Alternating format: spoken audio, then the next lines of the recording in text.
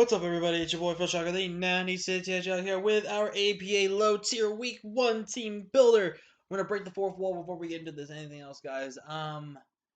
They had apparently they had a temporary schedule out there. So I'm gonna state this right now.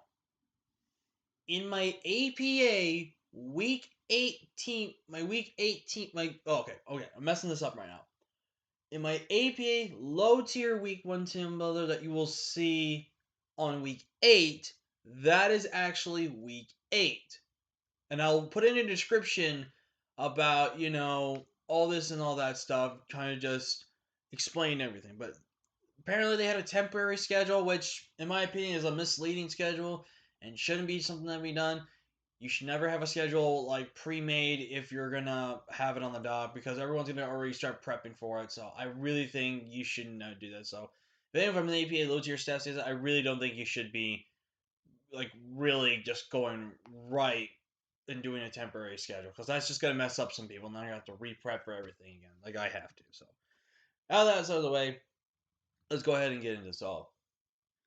We guys are excited for this week 1 team, but leave a like, haven't already, subscribe if you are new, join the Photoshocker crew today because you'd be feeling with the king of the crew. So we are here for the week 1 team build, the official one here, and we are going against Tezzy and the Almighty Goons, I believe that was his team name was.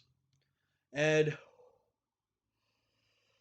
excuse me, guys, because you know me, it's not a video unless I yawn. So, but yeah, this is a interesting matchup where it's kind of a little bit in my favor slash it's not in my favor. Kind of, I don't know. It's one of these matches where I just kind of don't know what's going to be brought from there. So, yeah. So going over my opponent's team, he's got a Galarian Wheezing, he's got Sandslash, Hitmonlee, Swellow, Duraludon, Jellicent, Incineroar, Kadabra, Lickitung, Staravia, and Cutiefly. So when I look at his team here, I don't think he's bringing Webs, which means he's not bringing Cutiefly. I think Staravia, only good thing about it would be Intimidate. It's not that great versus my team, stat-wise and offensive-wise.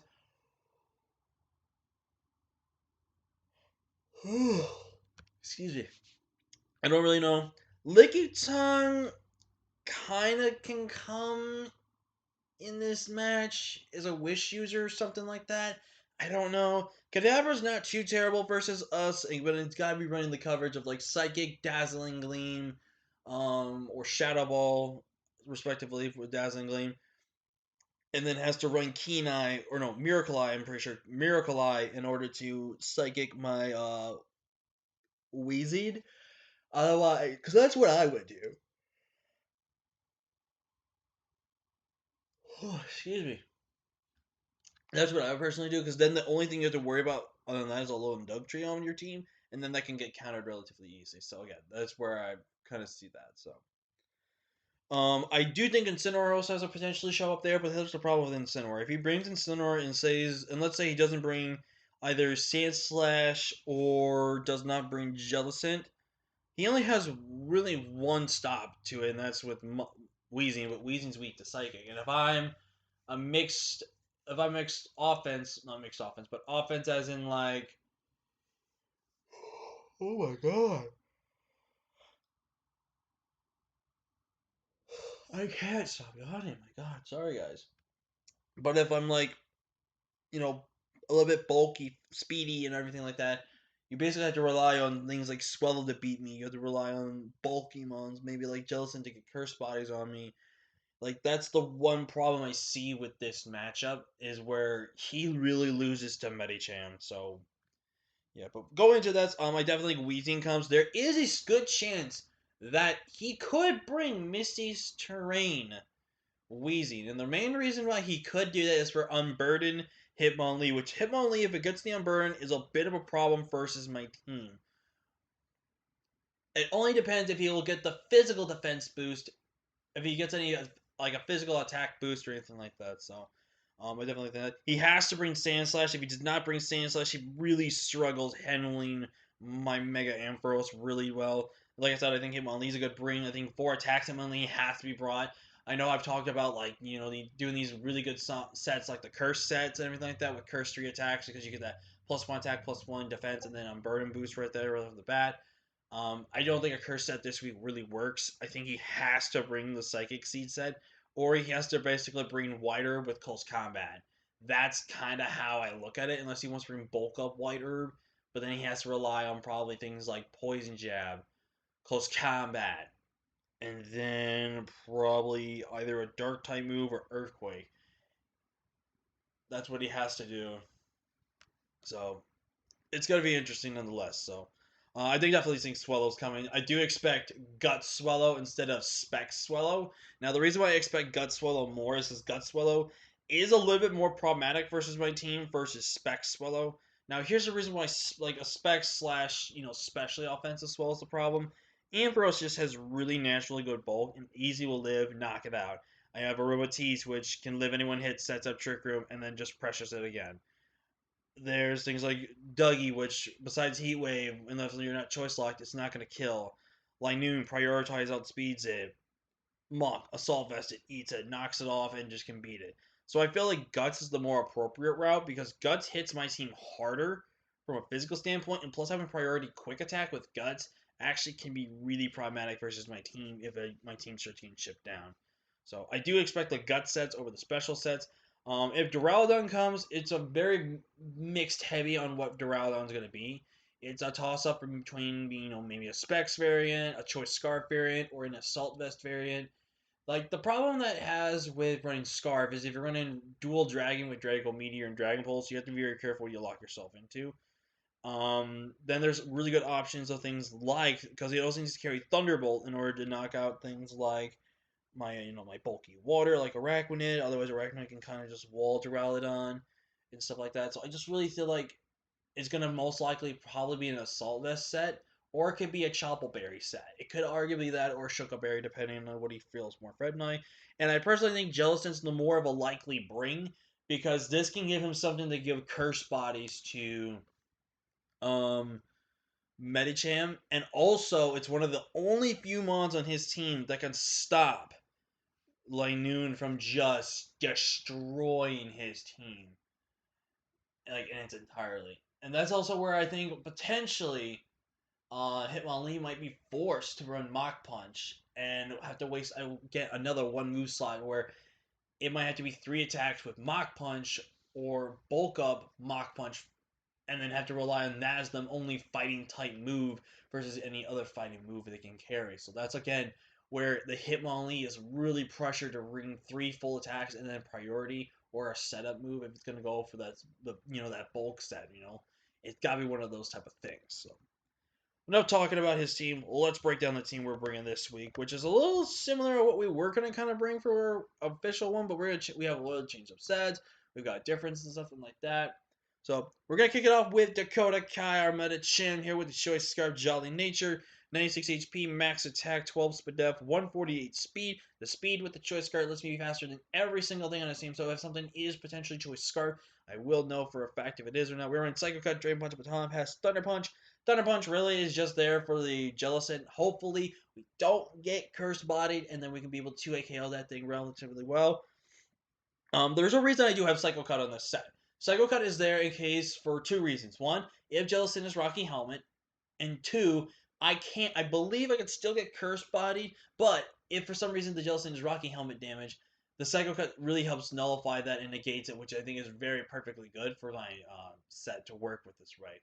And plus, with having Psycho Cut, I don't miss, and I'm still getting a lot of big power boosts because Psycho Cut is a physical move that will get boosted by pure power and has a high critical rate ratio as well, which is also a really good move to have on here for a chance to just guaranteed murder something. I do have Drain Punch there in case I want to reliably cover off something plus once. Because literally once Jellicent goes down, there's nothing stopping me from just clicking Drain Punch against the majority of his team, which is relatively good. I do have Baton Pass on here as a momentum using move here.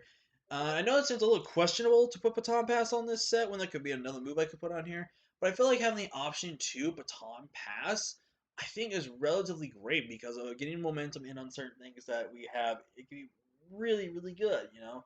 I really think that's a really like a nice idea, and I really think with having that, Medichang can be really good to use to momentum around for a good few couple of pieces of my mind. Going to the next one, we have Perfume, which honestly could just straight up win this game for us here. We're running Trick Room, Nasty Plot, Psychic, and Moonblast, 228 HP, 32 defense, 104 special attack, modest nature, 144 Spadef. We are running more Spadef, but a little offensive. Aromatisse with this weakness policy said this thing is really designed to really take hits from the Wheezing. I really want Wheezing to trigger my weakness policy. If Hitmonlee triggers my weakness policy, there's a decent chance I do still live to hit. It can trigger my weakness policy. Now, why do I have Nasty Plot on here instead of something maybe like Wish or Protect?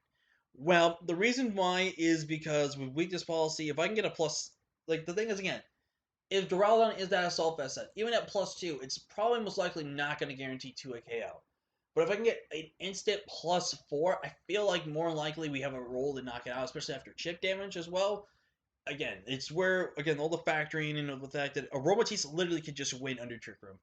He has to really just play mind games with me on, going from Moonblast, Psychic, and stuff like that. And plus, he might not even think I'll have Moon Psychic on this set potentially. So when he brings in Wheezing under the Trick Room and stuff like that, that's why I'm running zero speed. Well, not zero speed.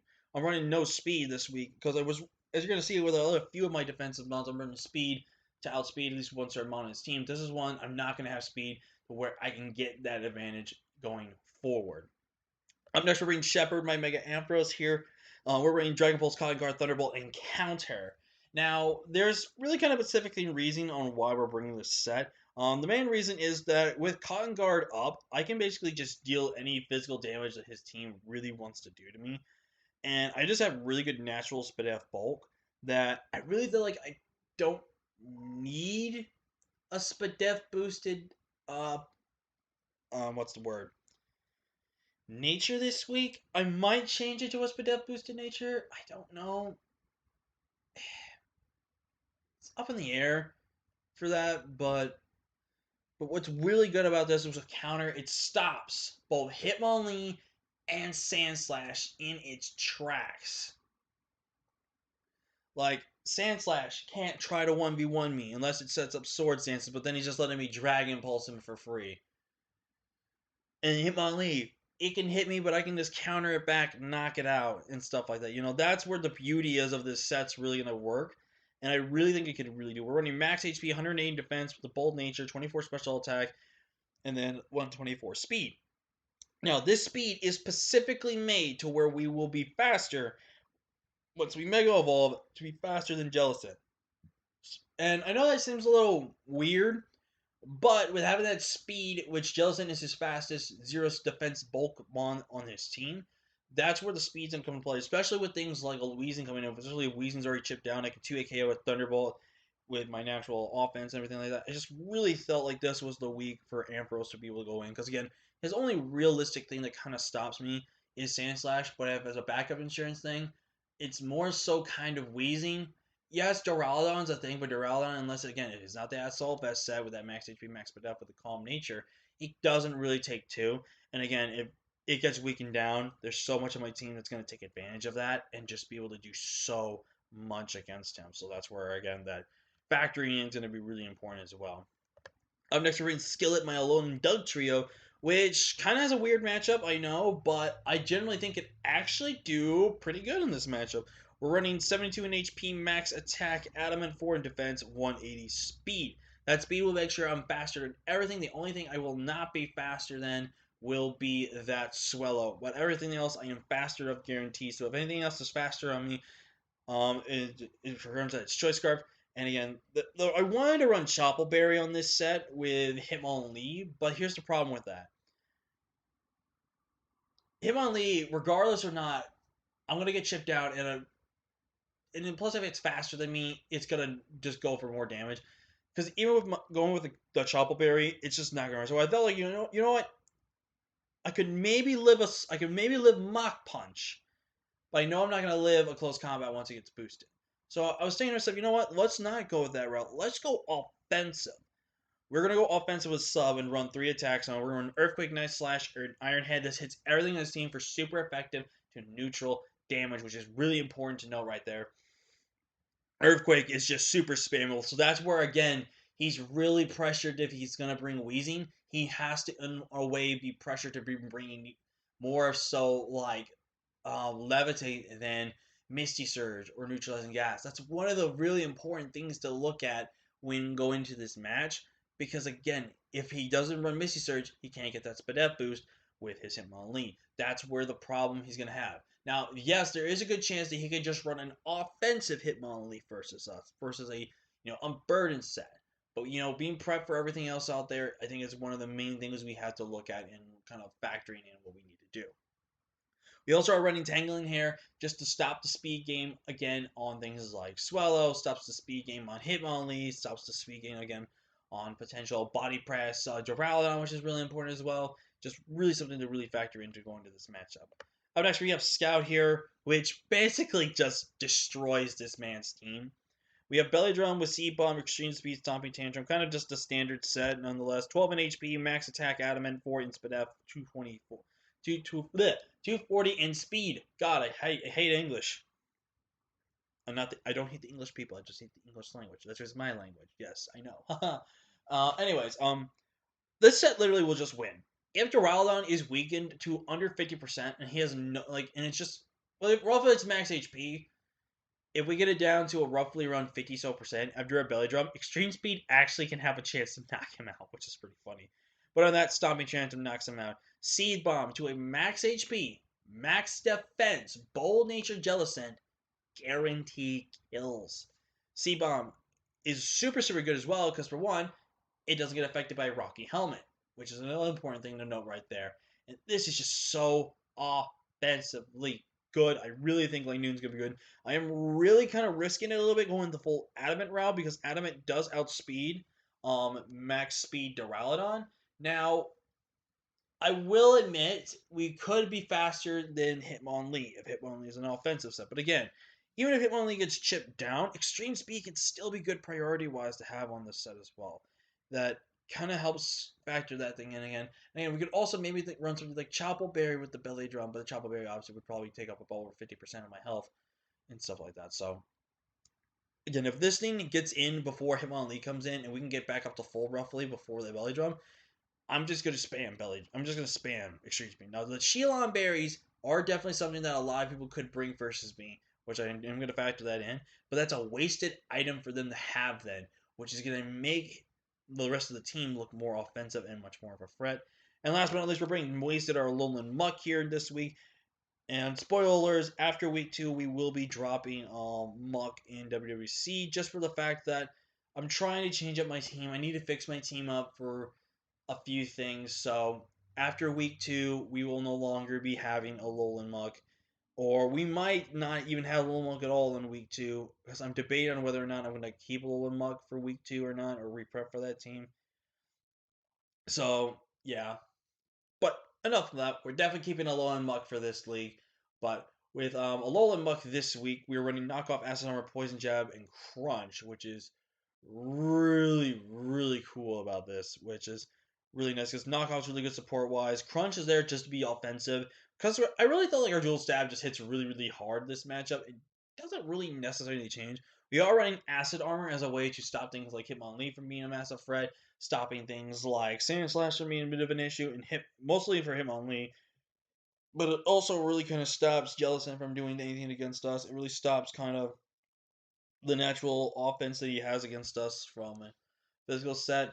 But we're running 140 HP, 168 defense with the Impish Nature, 116 Spadef, and 84 speed. Again, that speed is very crucial because it will outspeed Jellicent if it's 0 speed invested. If he has speed invested in Jellicent, then that's less HP and that's less bulk that he's carrying. And he's either going to be running either a max HP or max defense set. It's not all the way around. So that's going to be really good as well, especially if he puts that investment in. Now, obviously, puts the 4 speed in. That means he'll speed tie with us instead of being, faster than us. So that's something to really, really take a note right there. But honestly, Muck's job here is to kind of help support the team, especially with Toys and Touch. Belly Drum, Lanoon, hopefully to get a sweep going for us there. Skill to just break through his team offensively. Shepard to just take hits and deal out damage. potential win con in Aromatisse under Trick Room, and just an offensive support / potential win con in Medicham here. So yeah, let's give it the team, guys. If you like, haven't already, subscribe if you are new. Join the Phil Shocker crew today, because you'll be feeling the king of the crew. But until next time, guys, I'm Phil Shocker, and the 96 Judge. I will see you guys next time. Peace.